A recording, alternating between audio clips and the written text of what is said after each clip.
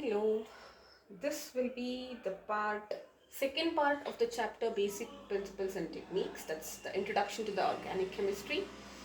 Part first deals with the nomenclature, the rules, the concept of functional group and substituents, and the basic terms like homolytic, heterolytic fission. What is the meaning of cleavage? What is the different type of effects seen, and what are the components of a organic chemical reaction, which we'll be discussing in the live classes.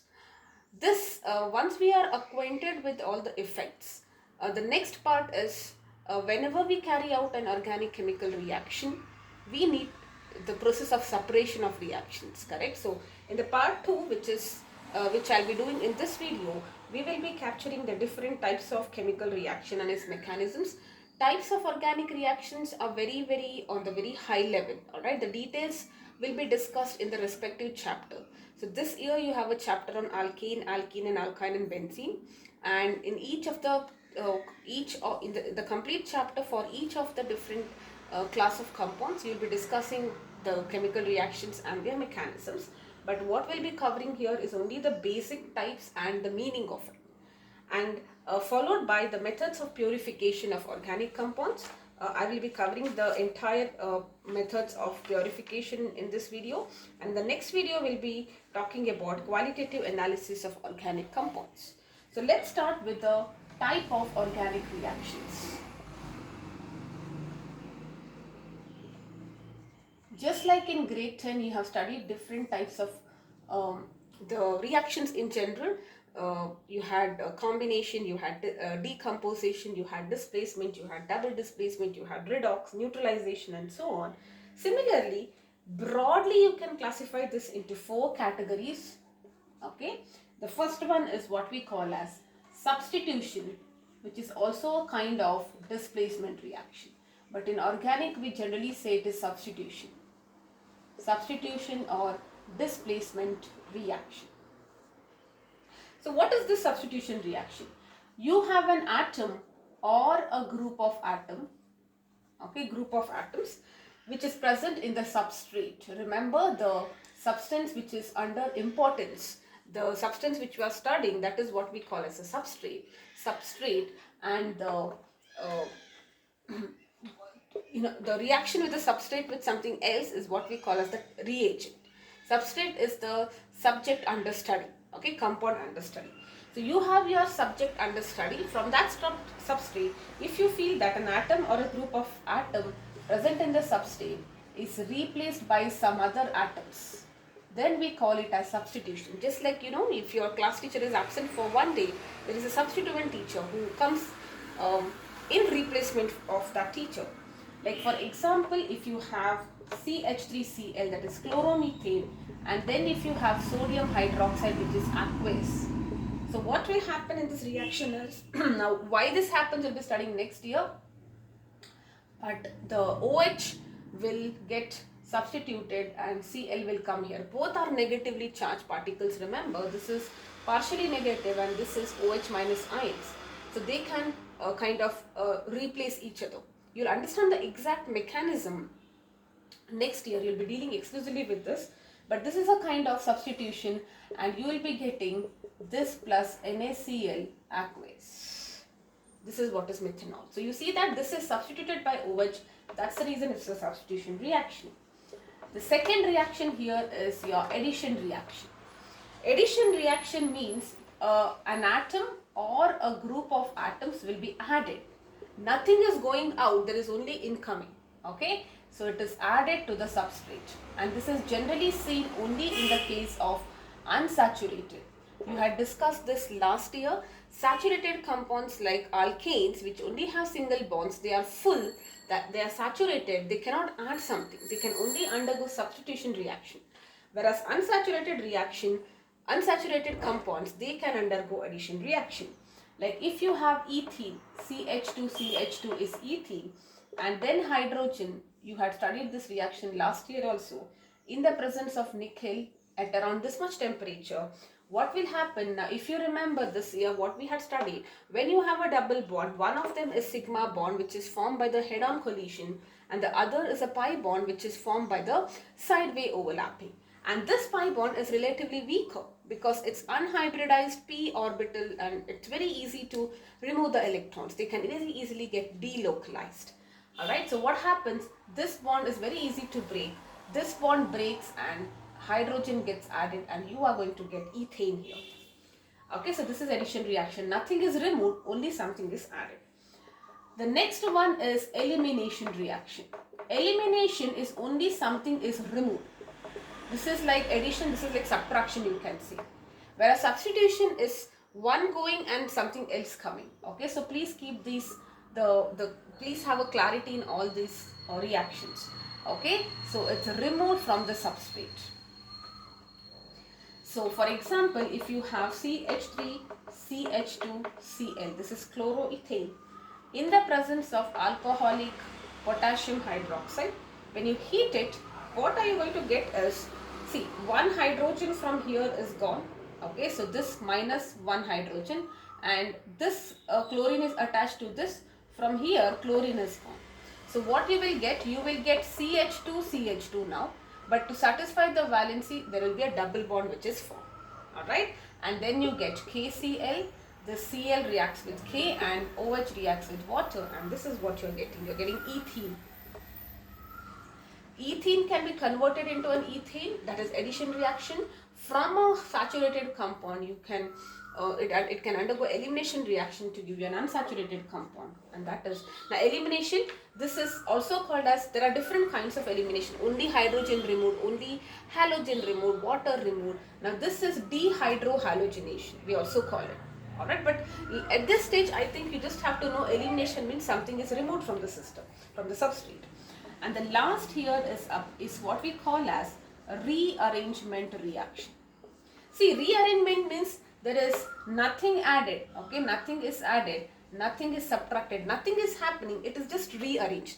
Like what happens in your class when you change the places of your students, like the first student comes and sits in the last bench, the last student comes in the second bench, no student is coming in, no student is going out, nothing, it's only a rearrangement, correct? Like for example, if you have CH3, CH2, CH2, CH2, CH3. This is what is N-pentane, you know this. We have studied nomenclature, so you know this for sure. In the presence of anhydrous aluminium chloride, what this is going to be acting as a Lewis acid, but anyways, what you will get here is, you will get a compound which is this. So this part comes here, and you are going to get 2-methylbutane. You know this. This will be the second 2-methylbutane. Now you see overall, you still have the same number of carbon and hydrogen, but just a rearrangement has happened. This molecule has come here, and they are totally two different structures. They are like isomers. We have studied this. So what happens in the rearrangement is, there is migration of an atom or a group of atom from one carbon to another atom within the molecule. So nothing is coming in, nothing is going out. There is just some kind of rearrangement which is happening. Alright, so these are the 4 types of organic reactions. Now let us move on to understand the methods of purification of organic compounds.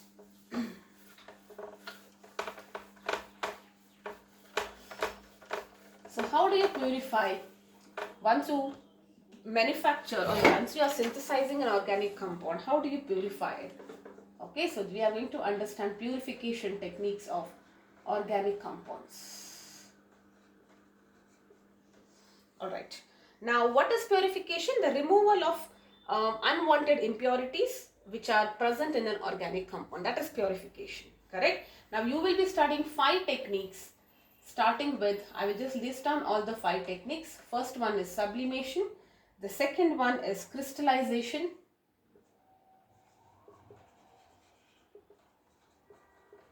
The third one is distillation. And the fourth one is differential extraction.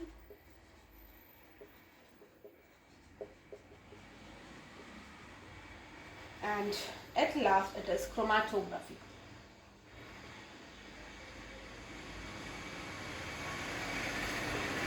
Okay, so these are the 5 techniques which we will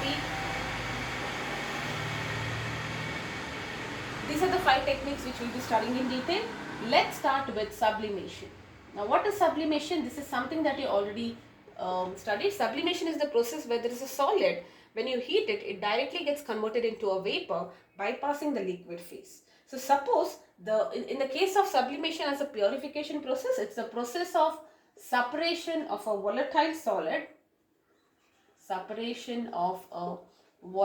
solid, a solid which can be very easily converted into vapor, from its non-volatile impurities. So if the impurities are not easily convertible into vapor, okay, so and the actual compound which is in the solid state is highly volatile, then you can separate this using sublimation, correct? So you just have to heat the mixture.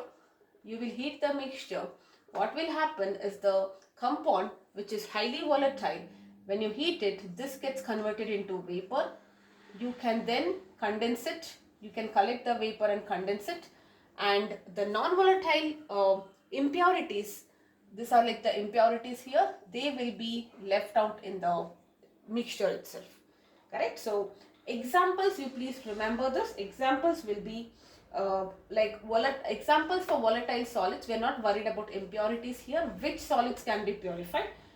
Volatile solids like benzoic acid, C6H5COOH, this is benzoic acid. Naphthalene, 2-fused benzene rings, we had studied this. And anthracene and camphor. Anthracene also we discussed, and camphor. All of them can be easily separated using the process of sublimation. Camphor, if I'm not wrong, you had studied this as an example for sublimate in your grade 9, right? So it's a very good example of sublimate, and camphor is organic in nature. That's the reason we are studying it under volatile solids or under organic compounds. So if you have all of this, you just heat it. These are the compounds which we need in the pure form. They will vaporize. You can condense the vapors and all the impurities will be left behind.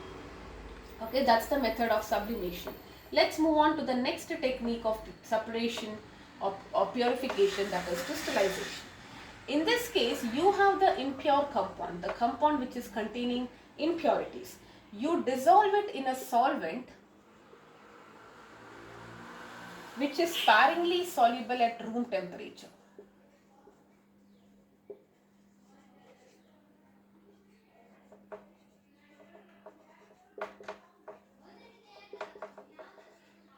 But soluble appreciably at high temperatures. So what is the meaning of this? You are studied in grade 9 during solubility that solubility increases with temperature.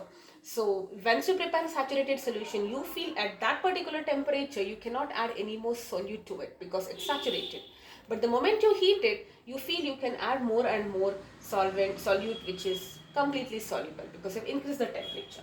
Correct? So what you do, you take the impure compound, you dissolve it in solvent which is not, it is like half soluble, not fully soluble. Alright? But if you increase the temperature, it becomes completely soluble. And after that, what you do is you kind of, once it is totally, you heat it up, you feel that whatever solute you are taking, that is, and the solvent which you have chosen, at room temperature it is sparingly soluble, whereas when you heat it, it is appreciably soluble. In that case, once you heat it, you feel that it has become a solution now, and once you start cooling it, or it is allowed to stand for a long time, pure substance will crystallize out. Correct? Because this is the reverse. Pure compound crystallizes out. You have studied this in grade 9 also, that once you prepare a saturated solution and you heat it, you add more and more salt to it. At that temperature you feel it is soluble, but when you allow to cool it down, it crystallizes back, and that's exactly what happens. Okay, and this can be removed by filtration techniques because it's a solid now, it's no longer in the solution. Okay, so you can remove by filtration. The residue will contain the pure compound, the filtrate will contain your impurities, because the impurities will be dissolved in the solvent, right? You can just dry it up. And examples are sugar. Sugar can be purified by this technique, and also phthalic acid. phthalic acid also can be purified using this technique. Alright. Next technique is distillation.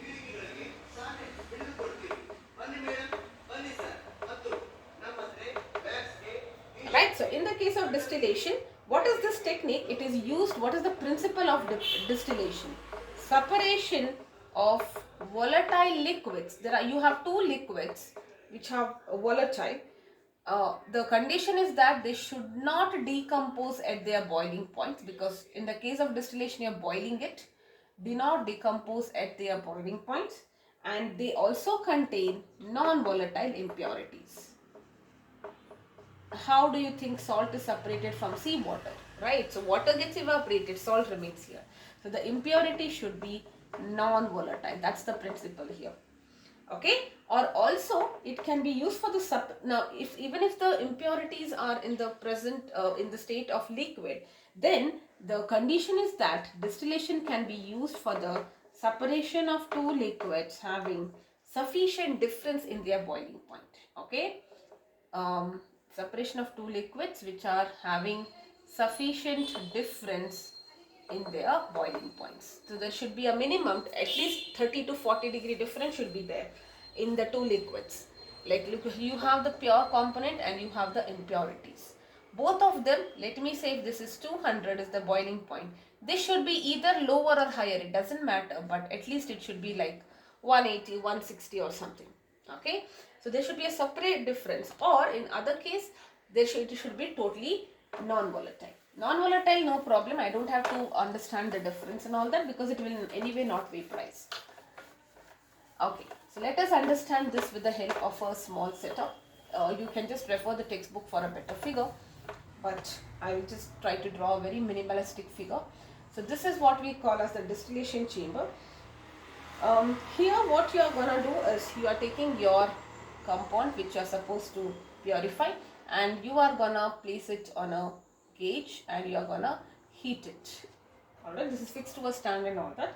If you want to monitor the temperature, because you should know how close you are to the boiling point, you are going to keep a thermometer here and you are going to seal it. Alright, and this is the vapors. Once the whichever has the lower boiling point, they tend to vaporize soon. In order to condense them, you have a sink system. Okay, so you have a sink and a condenser to which it condenses, and you can collect it in the flask or whatever, of conical flask generally. Okay, so this is the liquid which you want to collect. The impurities will be left behind, and this is the condenser system which is used wherein cold water is passed, so that the vapors which are formed here will start condensing. Alright, so this is the technique, or this is the setup for distillation. And which one are you using distillation? Chloroform and aniline. The separation of chloroform with aniline. If aniline is mixed with chloroform, you can use this technique. Similarly, ether and toluene. All these exact things you are going to study next year as a chapter, but only this much is enough this year. Which components are separated by what? Sugar and phthalic acid by crystallization, benzoic acid and other things by sublimation, camphor and all that. Chloroform, aniline, ether, toluene by distillation. Now, depending on the nature of the liquids and the impurities, you have three different categories under distillation. One is fractional distillation, steam distillation, and distillation under reduced pressure. Okay, so you will follow what is the nature and type. Depending on the nature of the liquid and the impurities, you will have three types of distillation. One is what we call as fractional distillation. The second one is steam distillation, and the third is the distillation under reduced pressure.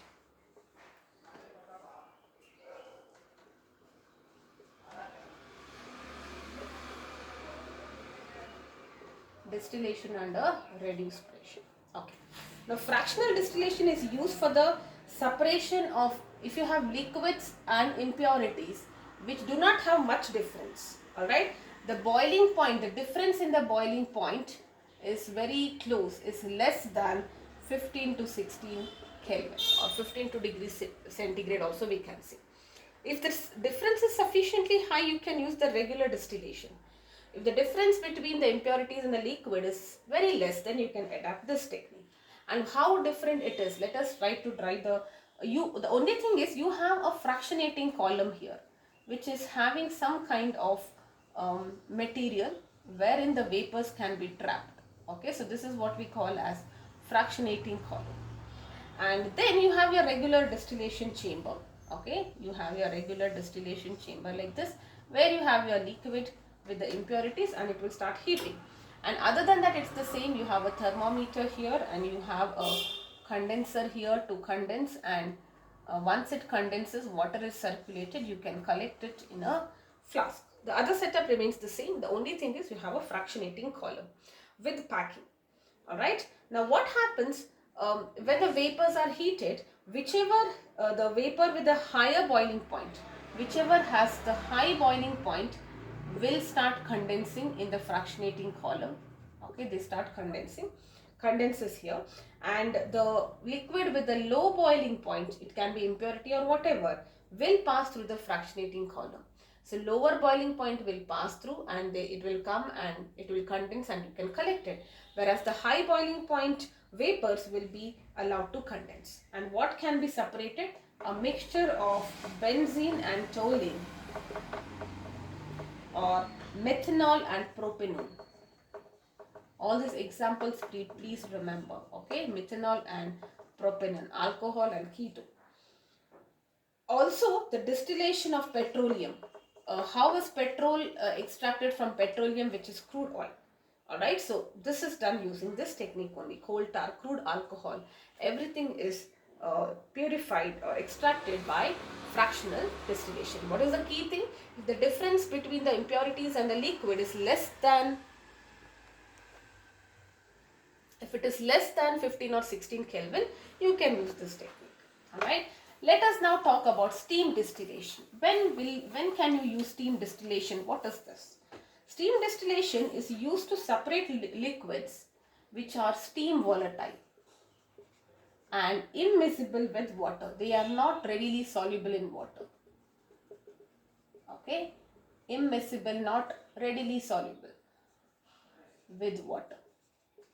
So steam volatile means in the presence of steam, they immediately start changing into vapor. That's what is the meaning of steam volatile.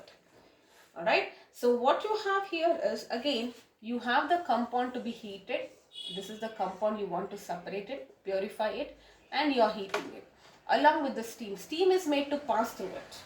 Alright. So you have steam which is also made to pass through this. And then what happens here is this: when steam is passed through this liquid, the liquid will vaporize because it's steam volatile, correct? The liquid will vaporize here. The liquid will vaporize in the presence of steam before its boiling point. Because of the presence of steam, the boiling point is lower, and then it gets separated because it's it gets vaporized before its boiling point. So what happens? You can have a sink here and a condenser, and through which you can collect the thing here. Okay, please refer the proper diagram in your textbook.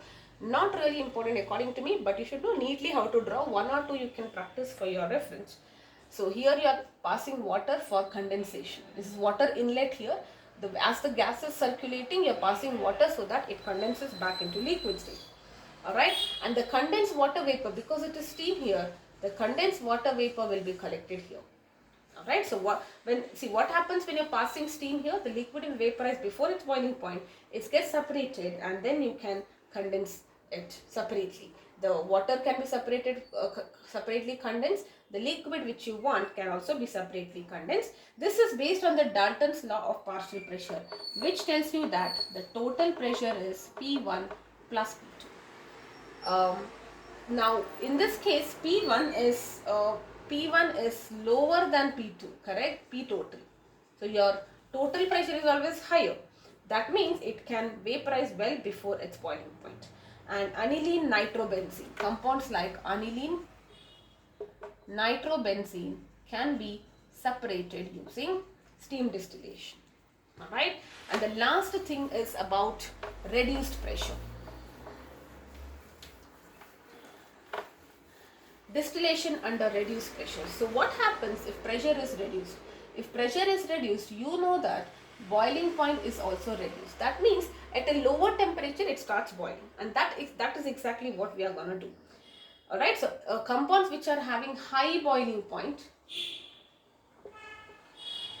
what happens when you try to reach that boiling point? It starts breaking down, which we do not want.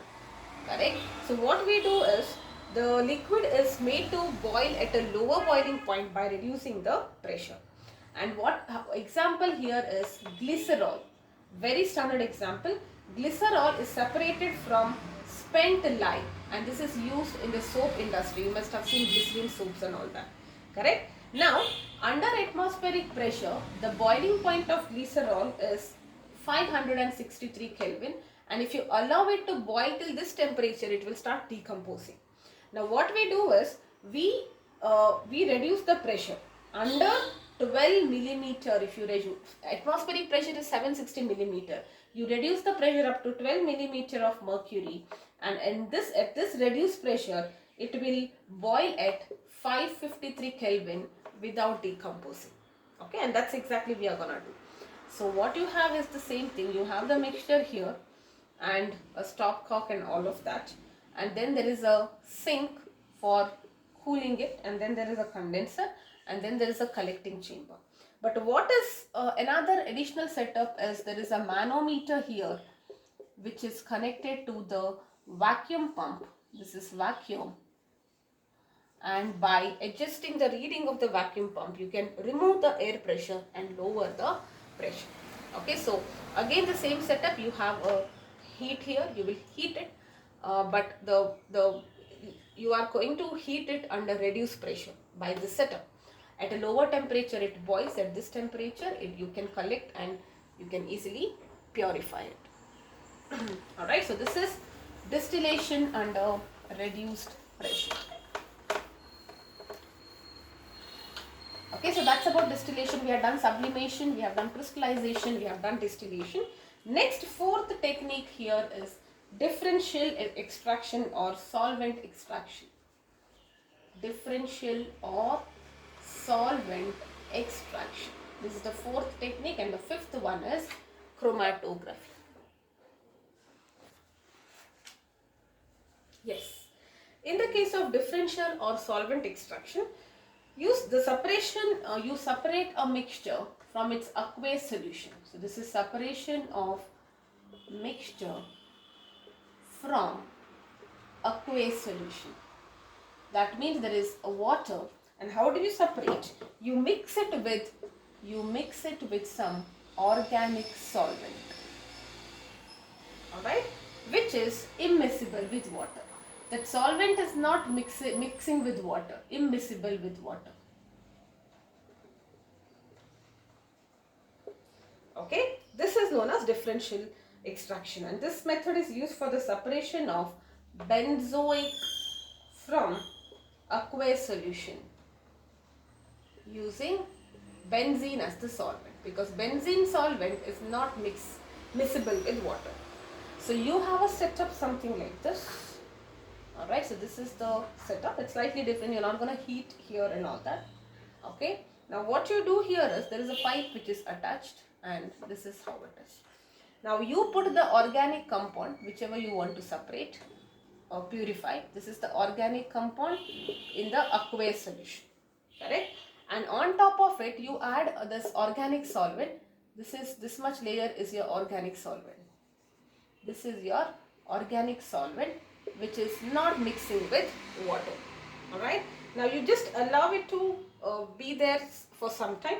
After some time, you can see something like this. Okay, so what you can see here is, there is only water here. This organic compound, which was soluble in aqueous solution, will move here along with this organic solvent.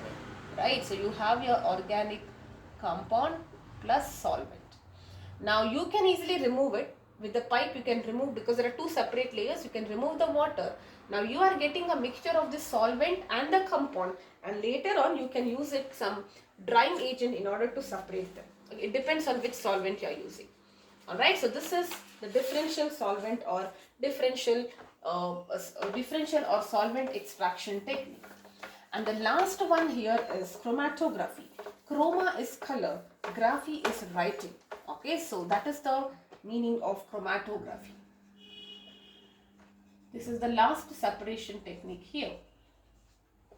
Okay, so this is an important component, this is an important technique to separate the components of the mixture. If you have different mixture, if you want to separate, if you want to purify, or also if you want to test the purity of a compound. So what you do here is, whichever compound you want to purify, this compound under purification, this is applied on a stationary phase. These are the two terms here. There is a term which is called as a stationary phase. Stationary here, it means that it is not moving. It may be a solid or a liquid, and generally you use silica gel or alumina as the stationary phase. So you take the silica gel, on that layer you apply your compound. Alright. Now what you do, and then you have another substance which is called as a mobile phase. Mobile phase is the one which is moving. It can be a pure solvent or some gas also it can be. Okay. Now this is mobile, so it is made to move over the stationary phase. And then as and when this mobile phase starts moving, the components of this particular which are present along with the stationary phase, they slowly get separated. Now you have two kinds of chromatography here. One is adsorption chromatography. Okay, adsorption chromatography and partition chromatography.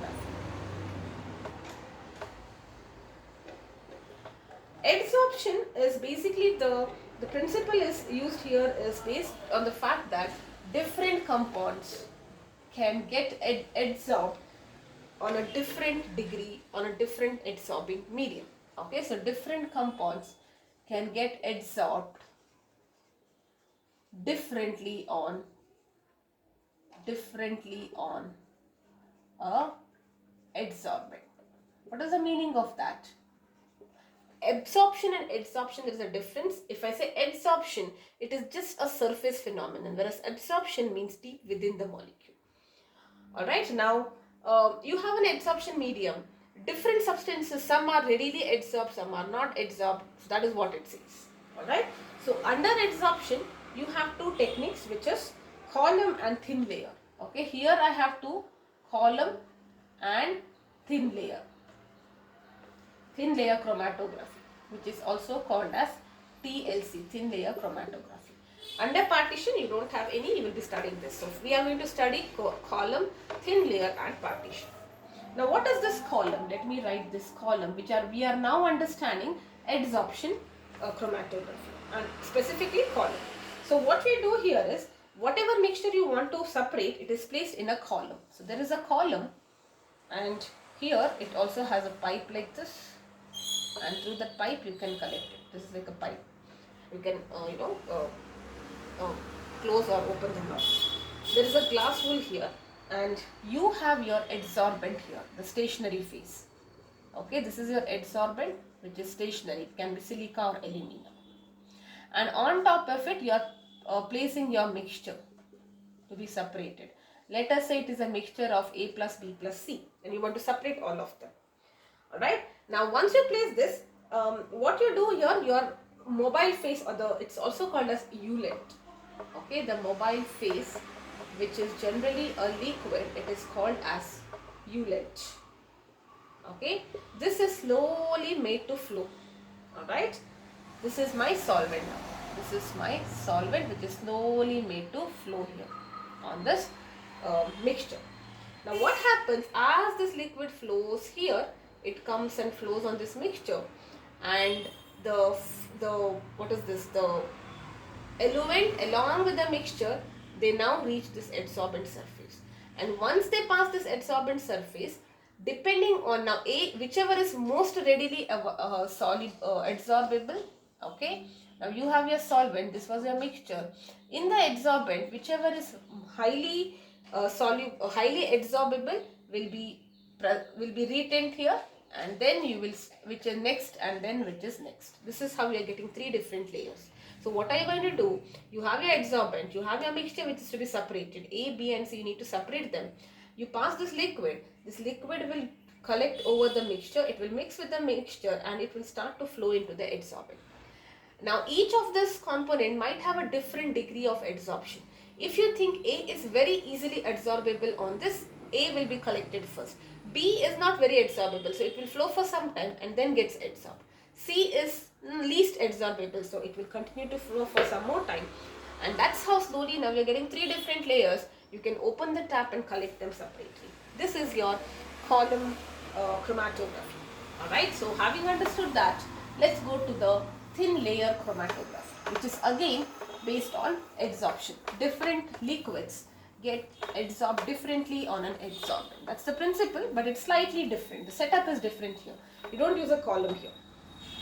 So what you use is, in this thin layer chromatography, you use about 0.22 mm thick adsorbent, like a silica gel. Okay, it is spread over a glass plate. So you have a glass plate on which you are coating it with the solid 0.2 mm adsorbent. So this is my glass plate. This is my glass plate. On this I am coating with the adsorbent.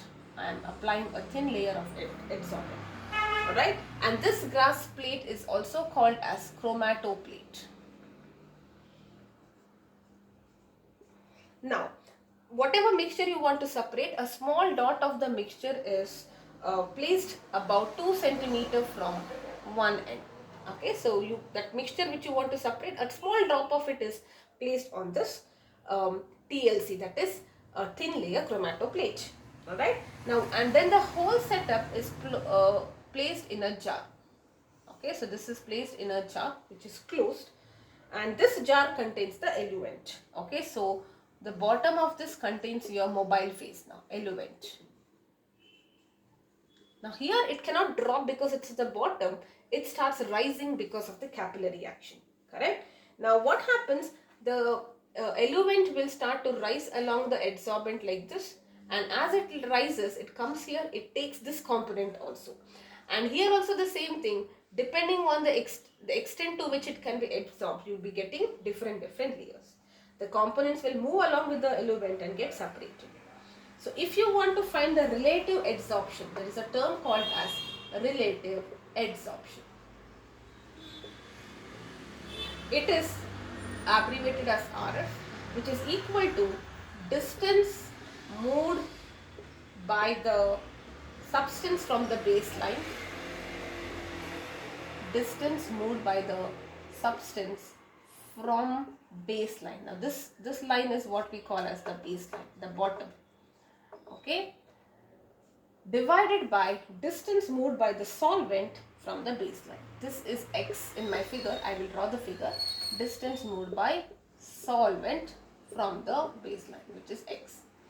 Alright, so if I just zoom after some time, this is how it looks like. Okay, so this is my baseline. Let us say this distance is X. That means the substance has moved, like from here it has moved some distance X, and the solvent would have come till here. So this is your Y. The solvent would have moved here, the substance would have stopped here because it got adsorbed there. Okay, so this is how I calculate the relative absorption.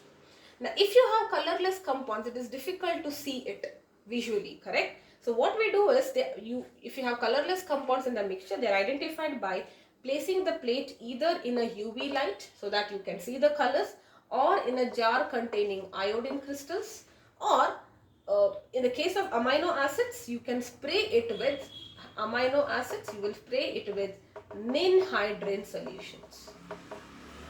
So if it is difficult to understand which color is at what stage, you can use the setup in UV light, or the jar is filled with iodine crystals, or in the case of amino acids, you can use a ninhydrin solution. I hope this is clear. So in the column, the fluid flows as and when it flows in the absorbent, different layers are formed based on the extent of adsorption. And here you have a plate which is coated with the adsorbent, and you are putting the substance to be separated, and you are putting it in the eluent. The eluent starts flowing up, taking with it along the liquid along with it, and they get adsorbed at different layers, and you can calculate it this way. Alright, so that is your thin layer chromatography. That is about adsorbent. The last part here is partition chromatography.